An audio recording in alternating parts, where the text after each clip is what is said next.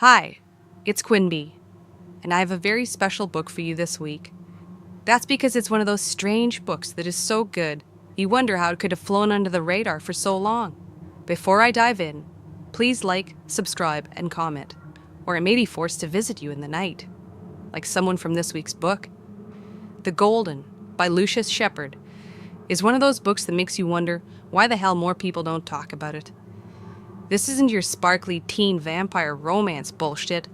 This is highly gothic decadence, dripping with sex, blood, and velvet shadows. Shepard takes the vampire mythos and cranks it up to 11, giving us a luscious, sensual murder mystery set in a castle where the elite of the undead gather to indulge every possible appetite. It's part whodunit, part fever dream, and part erotic nightmare. And it is gorgeous. Here's a sample. "Don't, please," said Beheim, slurring the words, unable to focus. I can't." "Of course you can, cousin." Philippe grabbed his jacket and yanked him to his feet. "There, you see? You only thought you couldn't." He shoved Beheim across the room, lifted him by the collar and the seat of his pants, and with irresistible strength, swung him toward the oval, stopping his momentum so that Beheim's face was only inches away from the blackness. Beheim felt a cold pressure on his skin, a gentle probing, as if the oval sensed his nearness and was testing him, becoming familiar, the way a blind man touches another's face in order to know its confirmation. He thrashed about, desperately trying to escape Philippe's grip, but Philippe only pushed him forward a few inches, so that his head entered the blackness.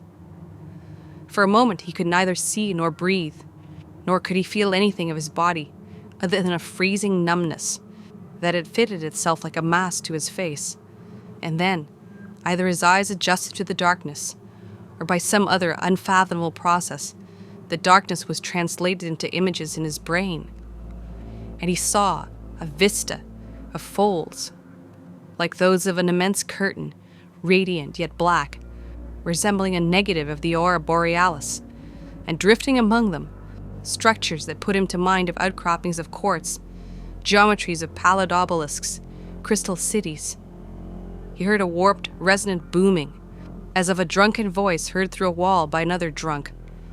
Then, from the farthest reaches of his vision, a flash of heat lightning thinned into a razor's edge of blinding white, as wide as the sky, and sliced through the blackness toward him, setting all the folds to rippling, the crystals to bobbling, as if a sword had been swung through a medium of black gauze and water.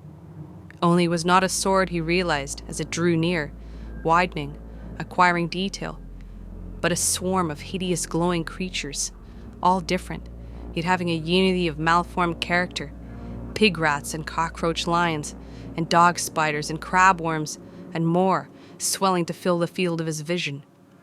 Thousands upon thousands of them, an infinity of dire visage and form. As they drove toward him, it seemed he had grown to a great size, the size of the sky itself, for rather than swarming over him, burying him beneath a crawly tonnage of light, they shrank and struck into his flesh, driving needles into his cheeks and forehead, points of such searing pain that he imagined each to be sparkling, delineating a constellation of pain, tattooed across an enormous dark face.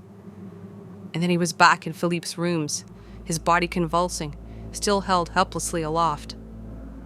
"What did you see, cousin?" Philippe asked with mild curiosity.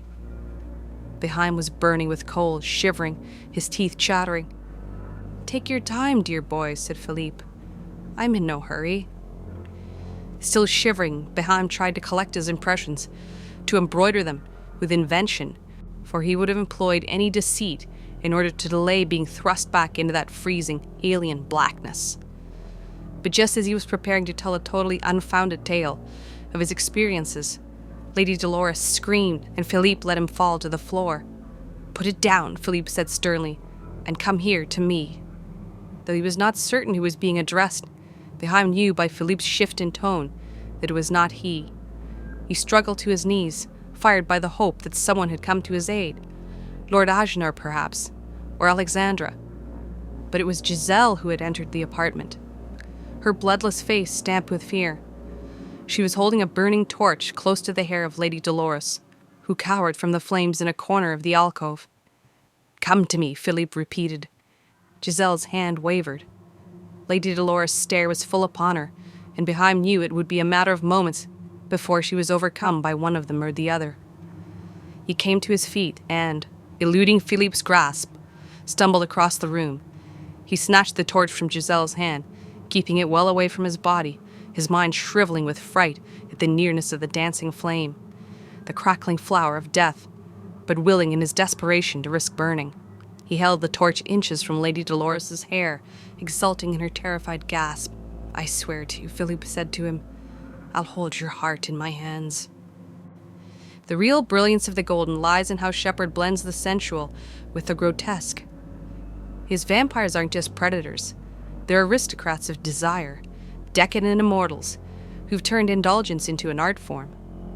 Every scene pulses with texture, the taste of blood on the tongue, the heat of a body pressed too close, the weight of secrets hanging in candlelit halls.